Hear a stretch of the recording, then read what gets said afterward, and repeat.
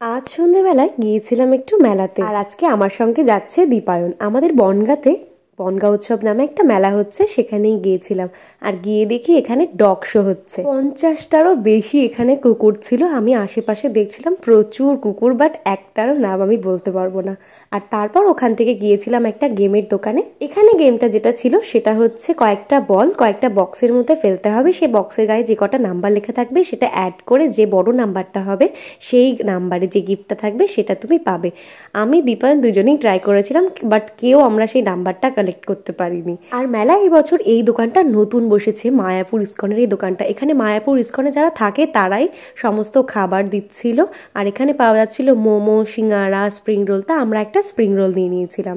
দেন দীপায়ন একটা ঘুগনির প্লেট নিয়ে নিল। এখান থেকে একটুখানি ঘুগনি আমি টেস্ট করে দেখছিলাম, বাট ঘুগনিটা খুবই সুন্দর খেতে ছিল।